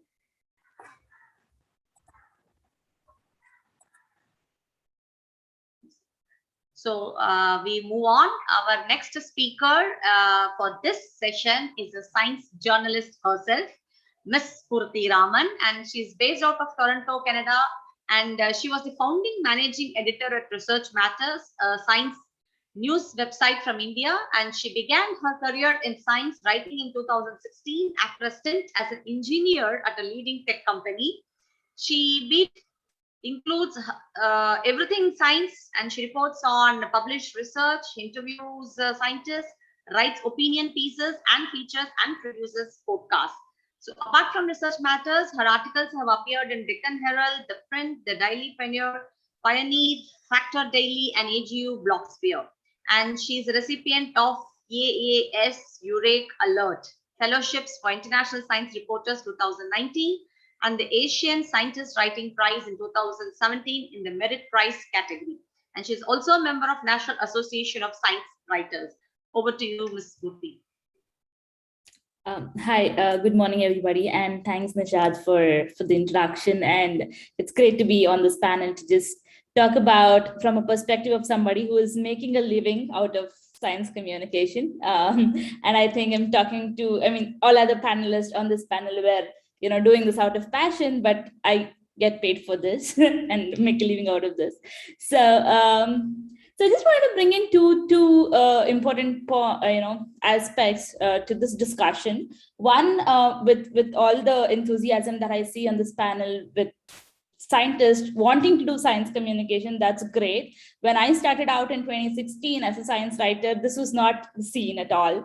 A lot of scientists were shying away from, even being approached by journalists, by even saying that, okay, we are not interested in talking, we are not, for whatever reason, we don't really trust you and all that. So with a lot of, sustained effort towards building that trust, like many speakers today touched upon, today we are at a position where scientists are quite comfortable, and that's really come up with the pandemic science communication, like Anandita was mentioning. So yeah, we are at a position where journalists can speak to a few scientists who are very open to, being interviewed, spoken to media, etc. But that said, what we do need going forward for, facing any kind of crisis or any kind of peacetime communication with science is a continued engagement. We need to have more and more scientists speaking to journalists and vice versa, who are not just covering, this particular scientist's science. We are not just doing a story for covering, your recent paper or a recent study that you published, but also seeking your inputs for other stories that we do, or other, myth busting kind of an endeavor that we probably are having because of all the infodemic we have been having on different issues. Pandemic is just one of them, but these infodemics are, in phases. So any burning issue, there's also a conspiracy theory that comes in, and we will need more and more science-backed, accurate information that we need to take to people. So I do think with all the kind of, success we have had with in terms of engagement between the scientific community as well as science communicators, and I'm including writers, science writers, journalists, and people who just do science communication in this category, the increased engagement needs to continue, and we should not just leave that when this is already gained so much of momentum. It shouldn't really stop with just a few panel discussions over the year or just a few events over the year. This needs to continue, and maybe we need to figure out how we do that going forward. And I also would recommend some kind of sensitivity to journalists about how science is done, and vice versa to scientists about what happens in the newsroom, how or what is newsworthy, how media really picks up information, and why or how media really wants scientists to be, answerable or approachable, or what information we are looking from them. So when I say media, I just don't say about just TV or print media. Even writing, for example, if somebody is interested in writing a book about, say, Subhajit's work, he or she or they needs to be, very approachable in talking to the scientist, as well as setting expectations of what we will need to have from this, interaction, and vice versa. So that's one point I want to bring. The other point, of course, being, making a living out of this, I just want to bring about some talking points about what infrastructure we need. So I think it's great that we have had, 3 people speak about different initiatives that are around to kind of enthuse people to get into science communication. There's a lot of student population that I have seen who are very enthusiastic to take science communication as a passion, as a hobby. And a lot of them also want to kind of take it as a full-time profession. But considering that passion can only take you so much, so long, and you can't do everything just only driven by passion when there is no infrastructural support, it's going to get harder, over time. So I think now with the science communication landscape a little bit evolved than what it was, say, 6 or 7 years earlier. I think what we need now is a proper infrastructure. And I don't just mean funding. Funding is definitely a big part of it, but just the infrastructure to train people very well in this. That means to say you will have university courses, or you will have semester courses, or whatever that means for different universities based on what the students want versus what the university can afford. That's one thing. The second thing, of course, is to have some kind of databases of people who want to do what they're doing, databases of regional language communicators, because that is something that is totally necessary for a country like India, but we are not yet there. And some kind of structured approach to how we want to tackle the questions of science communication and solve the questions that arise from the science of science communication. So I think building up of these infrastructure, and of course, finding out what other schemes can help people sustain this as a full-time profession is definitely important. And yeah, with that, I think that would be the next direction for science communication in India to kind of go towards. And those are the perspectives that I just had to share in this panel. I hope I made sense. Thank you so much for the opportunity. Thank you. Thank you, Ms. Purti. In fact, you brought out a very important point, that is to build a trust between scientists and the science journalists. Because you seek not only their own research, but as you said, you take opinions on several conspiracy theories on so many issues. And yeah, the point that we need to take this enthusiasm forward. Like a few years back, it was not so, especially during this pandemic. There's a lot of enthusiasm, or people are interested in communicating science. So this should be taken forward. And one more point you had brought out is the infrastructure. Be it the funding or the development of courses for science communication. So all that is also required, is what you have stressed upon. Thank you very much for that. And now let's hear from the INYAS chair, Dr. Chandrasekhar Sharma. He is associate professor from the Department of Chemical Engineering, IIT Hyderabad. He has received several awards: the NASI Young Scientist Platinum Jubilee Award, the Gandhian Young Technology Innovation Award, and the DST Swarna Jayanti Fellowship in Engineering Sciences. He is also a member of Global Young Academy and has more than 100 publications to his credit. So, Dr. Chandrasekhar. Thanks, Nishad, for moderating this wonderful session, which was already, I think, the stage was set by Dr. Ramaswamy in his keynote address very nicely, followed by various talks by eminent panelists here. So a lot of things have been already communicated about different aspects of the science communication and the need for science communication. However, I would like to talk especially about the two different points, mostly about the science mode of science communication. So in today's world, what we have seen, even in the recent COVID times, that the science communication is a dire need for the society. But rather than just a kind of regular communication, what we generally do as a scientist in terms of various publications, what is more important to reach to the society through our various means. And that is where currently the social media, that has really played a very important role.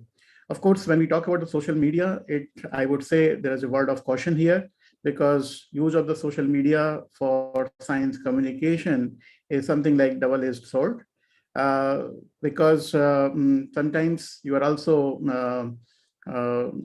causing a lot of misinformation in terms of the by the reach of the social media in very short time. And sometimes there is some unnecessarily hype also that is being created.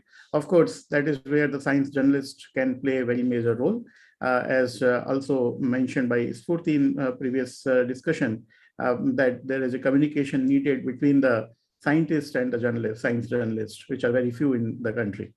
So something is social media. I mean, when you see nowadays, even the typical journals in which we publish, they also have realized the need for communication through the social media. In fact, when your paper is accepted online, even if it doesn't appear in the full issue, the science journals, they offer you to communicate your articles through various social media like Facebook, Twitter, LinkedIn, Reddit, and so many.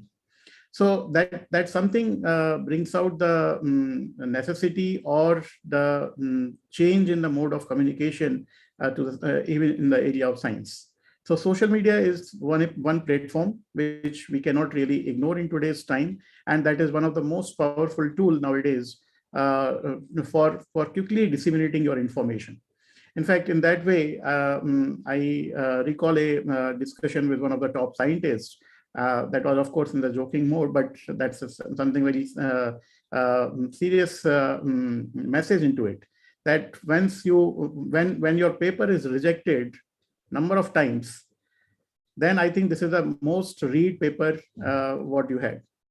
What does it mean is that when you communicate your paper and it gets accepted, there is hardly someone who reads your paper so thoroughly. So the paper which is rejected most of the time, that is something which is the most read paper, and you should be proud of that, in fact. So that says that the regular science communication in terms of journal publication and patent and all that, that is not. I mean, we are in the age that we do not have time to go through the details, and that is where the use of social media, some few highlights, and some quick updates about your science communication through the social media is very important in today's time. In fact, DST has also come up with several new schemes, as some of the other panelists also mentioned. ABSAR is one about the science communication in the popular layman's language. And in fact, INYAS is also quite actively doing it. And today, in fact, we are also going to announce another new competition for our young researchers in terms of Saransh, which is nothing but basically a storytelling about your research in just 3 minutes time. Because you do not expect people. In fact, what Ramasamy was mentioning, that you have to communicate about your organization in 7 minutes. So that is what we have. We cannot afford to go through the long papers, long talks, because you cannot ensure the people's attention to that long time. So I think in summary, I would strongly advocate for the use of the social media for the science communication.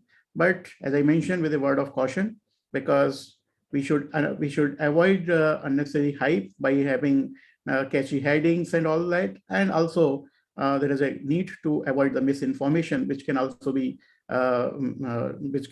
resulted from this social media use. Second aspect in the science communication I would like to focus or emphasis is in science communication is in the local languages. And this is, I think, which is very important to reach out to the masses. When we talk about the science communication, English cannot be the way of communicating. So if you want to build the scientific temper in the country, you have to reach out to the rural areas. For that, you have to create the social awareness. And that is where the communication in the local language, that plays a very important role. I'm glad that INYAS is putting a lot of efforts again in this direction. We have, especially in the COVID times, we have made several communication in terms of Mythbuster documents, newsletters, etc., in several languages, regional languages. So I think that's another area in science communication which we all need to look into, to communicate the science to in the local language. And that maybe as a scientist, our social responsibility, or what it may not be mandatory, what Dr. Ramasamy was mentioning, but I think somewhere we need to bring this culture in our as a part of our moral duty. So what I see way forward, of course, DST has already made some efforts, but I think science communication should be a kind of mandatory course for the PhD scholars. We should not just, because what even Dr. Nishant was mentioning about the NSS scheme. So something, if not NSS for the PhD scholars, but then there should be some component of science communication as a part of the PhD training. And I think already science policy, which is in place or which is going to be in place, that also emphasizes that every PhD student before graduating should publish at least one science popular article during their PhD program. So these are some of the things in which we must involve our research scholars so that they can learn about the science communication.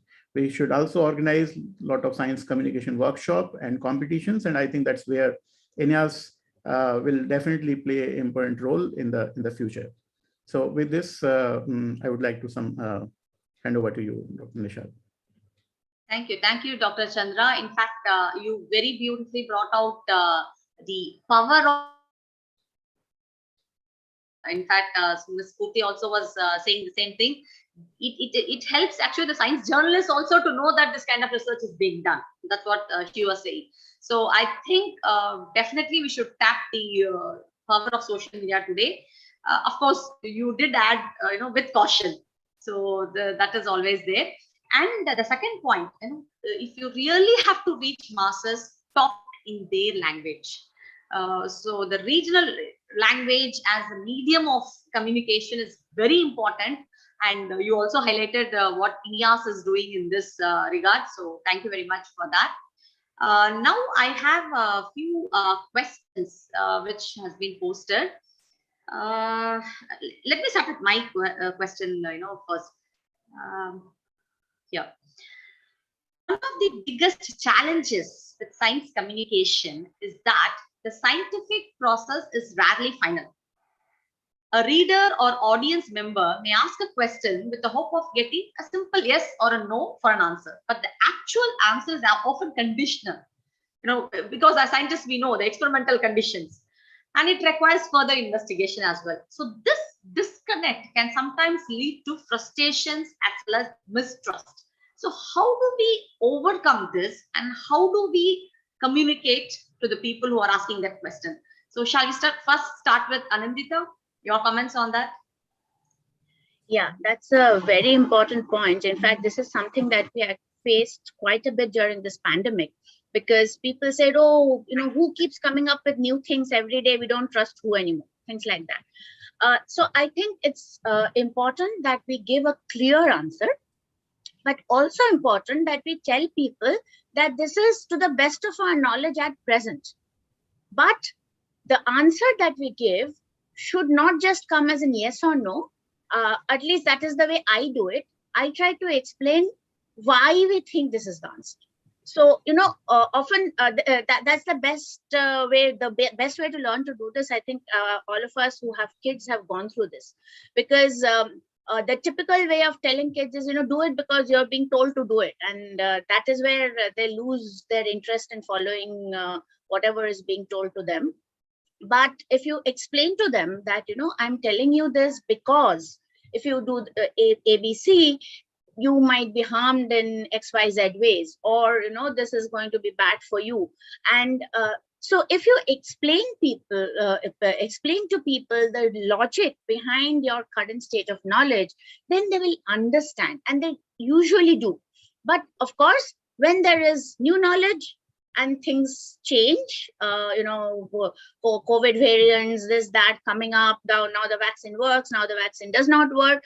Again, instead of just giving them guidelines, or instead of just telling them, this works, so you should follow, if we can tell them this with the logic, with the reasoning, that is a better way to approach people, not just accept, considering everybody to be dumb and ourselves to be the most intelligent of the set, that, we will tell them and they will take the yes or the no for an answer.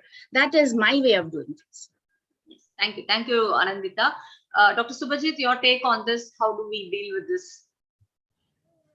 I think Anindita has summarized everything that I wanted to say, but just in addition, science is not binary.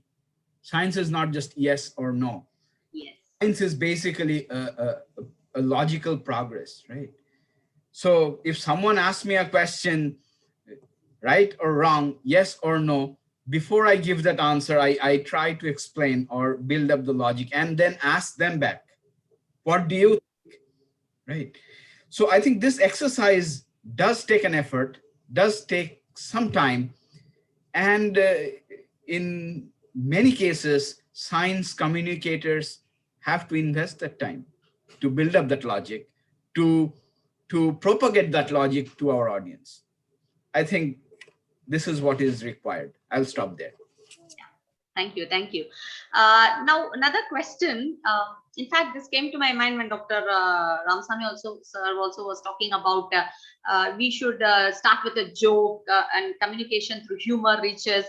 Now, when we say that, how do you talk in a humorous tone or crack a joke when you discuss about something as grave as COVID-19 or even climate change? So how do you incorporate humor lest people's sentiments are affected? So can I ask this question to Spurti, because as a science journalist, how will you lace this with humor when you're talking about something so serious? Yeah.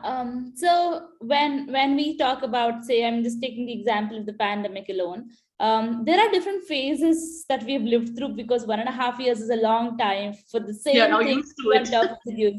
Yeah. So initially the numbers made a lot of, it kind of intrigued people to some extent. It kind of made them curious. So some people saw the numbers and then thought, okay, something is happening and I want to read more about it.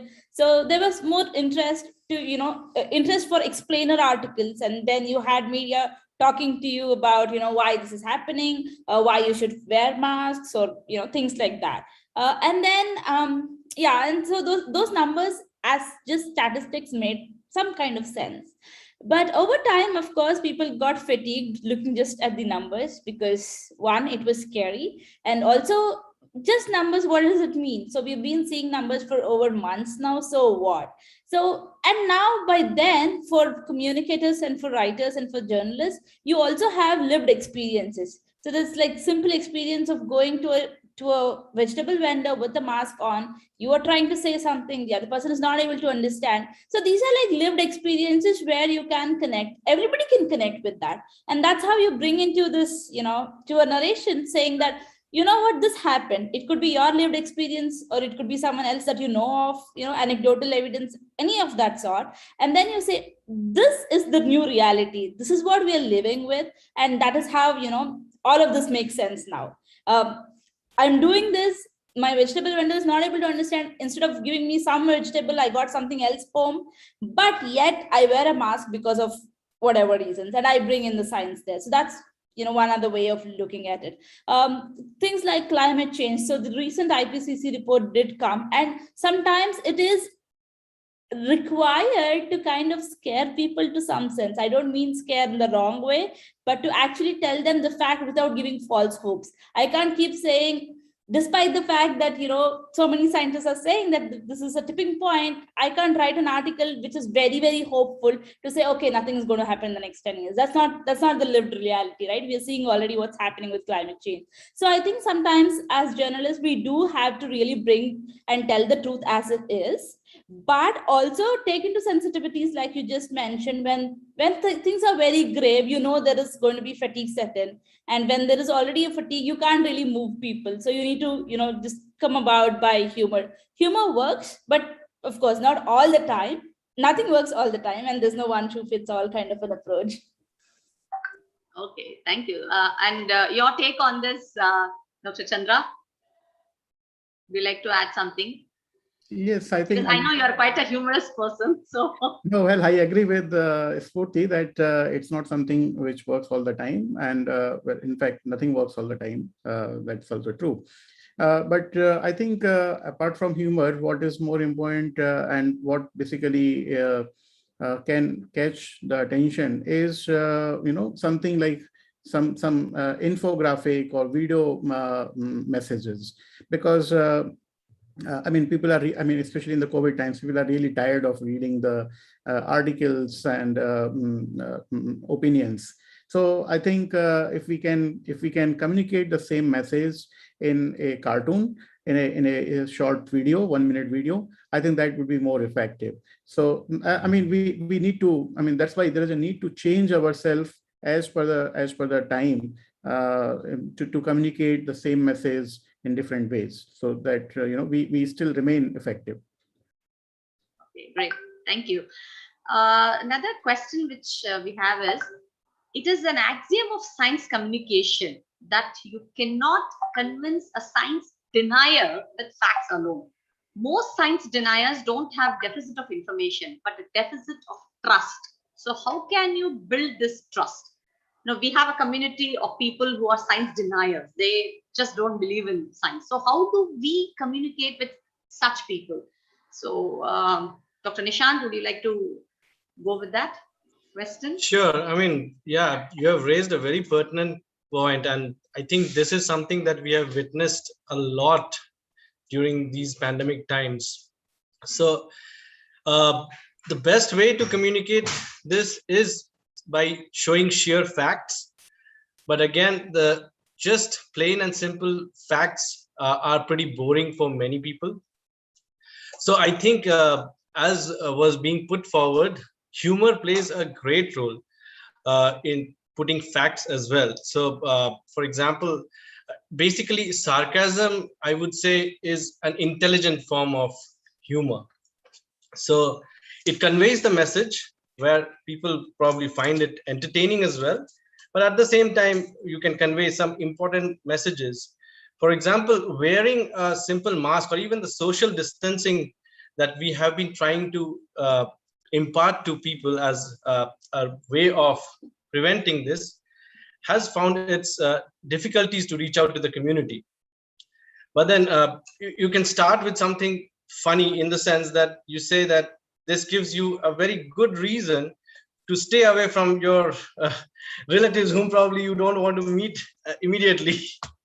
I'm just trying to put forward a funny situation. So definitely the way Chandra also mentioned, information, infomercials, or short video clips, or certain cartoons like Professor Ramaswamy was also mentioning. So they are a great way of communicating the essence of what it is actually about. And many a times we do see a lot of politicization of our science. I don't really think that helps a lot. So we should try and refrain ourselves from that, rather try to put the voice out as to what the facts say. I'll rest my case there. Yeah, thank you, Dr. Nishant. Dr. Anandita, so how? What is your take on how do we build this trust amongst the science communicators and the science deniers? Yeah, science deniers are always the big problem, I guess, for everyone. Again, so I think, as Nishant said, the building trust, and that does not happen overnight. So it takes a lot of time and effort, and we have to put in that amount of effort. And often what we do as scientists is we say, oh, what you are saying is all nonsense. This doesn't work this way, and you don't know. And this is what science says. If you say that to people, they'll immediately go in the defensive. And often when we try to bust pseudoscience, this is what happens. You tell them that this is pseudoscience, immediately they'll say, how do you know? And I don't want to listen to you. This is what I've been doing all my life. My grandmother told me eclipses are dangerous, so I should not be eating during an eclipse. So I will not eat during an eclipse. You cannot make me change my way of life. So we have to be very sensitive about people's beliefs, perceptions, social, cultural differences and practices. Give them the scientific logic, give them the idea. Okay, so sometimes my way of handling things is, if I know that somebody is doing something which is really a superstition but does not really end up being harmful, and I will not really have a fight with them to change their way of life. And in my case, that somebody is my mother at times. So sometimes I will really have a fight with her in terms of logic and reasoning. And at times I'll say, okay, fine, let her be. This is something which she feels good about. And if she wants to spend 2 hours a day doing some rituals, which is not harming anyone, but she's having a feeling of peace in her mind doing this, let her be. But when it's something that is really harmful, you have to go out and tell people that this is harmful. For example, if somebody says a vaccine is bad, I'm not going to take a vaccine, you have to go out and tell them that no, it's not. And you have to give them all the reason. But sometimes you have to approach them like you approach a kid, that, okay, pacify, cajole, give them reason, also try, work on them, put your time to it, and only then we will come up. We should not take it up as a war, them versus us, because moment you otherify people, it create a divide, which is not going to help you communicate. The two-way traffic will not work. Excellent, excellent. In fact, the patience, respect, empathy, and interpersonal connections, and sometimes, in fact, listening to them itself, I think, will win half the battle. And Anandita, you brought out one very important point that you said this word of pseudoscience. So I would like to hear from Dr. Subhajit, like, how will you deal with people who are talking about pseudoscience? So how should our communication channel be with such people, with who talk about the pseudoscience? Yeah, I mean, I don't really know what pseudoscience means, but I guess we are talking about superstitions, perhaps. And yeah, which are not proved by science, or which doesn't fall under the science logic. Yes. So, I mean, for me, I think the weapon is logic, and the other thing is compassion. Right? Before I discard something as pseudoscience, I need to first listen to them, understand what they're saying, and by myself, I would ask, is this logical? There might be unknown things that I don't know. I'm listening to something for the very first time, and I need to have a clear logic of what this person is telling me. And that definitely would require two things. You have to be very patient, listen to it, and then you have to give them back your answer saying that this is exactly where I disagree. Now, quite often it also happens that people are very adamant. They are, they would not like to have a second opinion. They would not like to listen to what other people's opinion would be on that. They just know this, and it is really difficult to deal with things like that, deal with people like that. Sort of related to the previous thing that we have been talking about. So I have a friend who said, these right in the beginning of the pandemic, I think this pandemic is coming back again and again. Right in the beginning of the pandemic, this person said, this is a conspiracy. I said, why? He said, no, this is a conspiracy. Today, look at the newspaper. These hospitals are charging the COVID patients about 10 lakhs, right? Standard flat rates. Yeah. Do you think that the hospitals are taking this money alone? There are these political parties.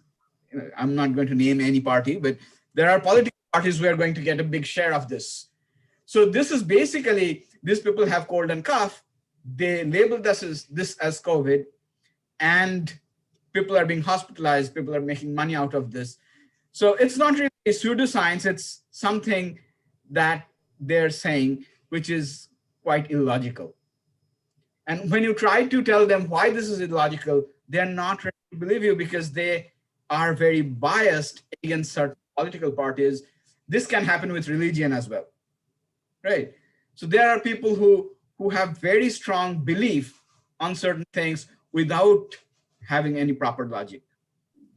I guess all we can do, I mean, we are not really warriors or fighters. All we can do is we can just tell them, this is my logic, and this is, this is something that sounds quite logical to me, or to a lot of other fellow scientists who I am with.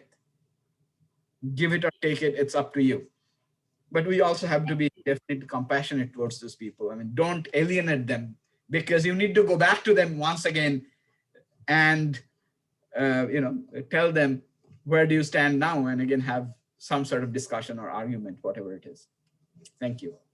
Thank you, Dr. Subhajit. Now this question is directly to Spurti, because as much as we understand the current and the future challenges associated with our, say, climate change, it is actually a struggle for many in the public to see beyond their kitchen table issues, which are affecting their families. The reality is that they are there, but it is not always obvious. the science communicator must hence keep this in mind and finds way to relate this message to the core values of the person or the audience. So what do you suggest for this? Yeah, any communication and the way our brain is tuned probably is also, we relate to things or we understand things that is very relatable. Like, the way we are, designed in the brain probably also has to do something with it. If I see something happen right next to me, or, in the city I live, in the town I live, or on the street I live, I understand the gravity of the problem or the issue at hand very differently from what happens a few miles away from you, or in a faraway continent or whatever, right? So it definitely is a tweak in the messaging, or an essential aspect of the messaging, to kind of pick something that is very contextual to the audience who you're speaking to. So if I write or speak or whatever with an audience who is in Bangalore, like, in the city that I grew up for the most part of my life, I will say what is happening with, say, lakes in Bangalore, or the local weather and climatic conditions that we've been seeing change for years in Bangalore. If I give them an example of, say, in Toronto right now, as I'm speaking, we're having a very bad heat wave here. But if I'm going to give an example out of here, it doesn't really make sense. And people are going to be like, it's not my problem because this is in a separate continent altogether. And why should I really care about it? So yes, any messaging for that matter has to be very relatable to the audience you're speaking. And that's exactly why any communicator, whether it be it science or otherwise, needs to have a very thorough understanding of who their audiences are. Again, with science communicators, we can't just assume our audiences are just lay people.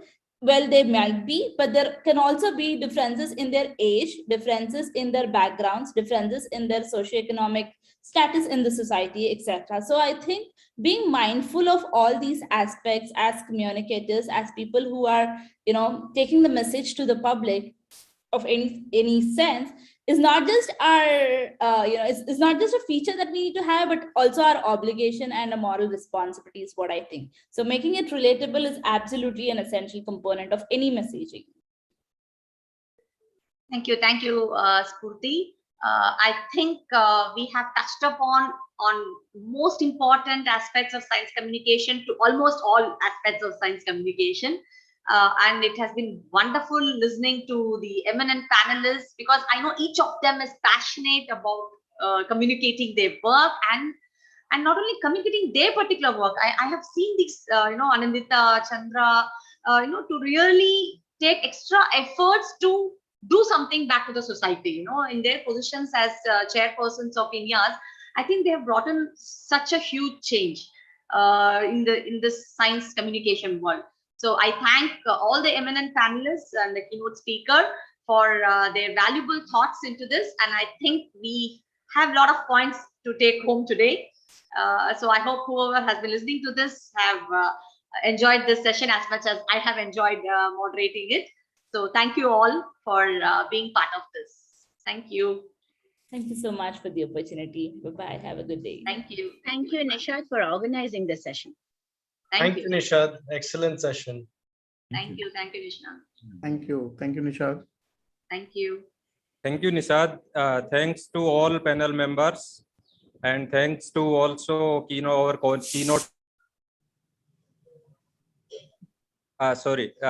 speaker, Professor Ramasamy. I think it was an excellent talk, excellent session, and thanks goes to Nishad again for nicely organizing before time, on time, perfect, and always, as Nishad is always full of energy. So it gives us all back energy and to, So let's join again for the next session at 2 p.m. So let's join 5-10 minutes before. Thank you all. Thank you so much. Bye-bye. Thank you, everyone. Thank you so much.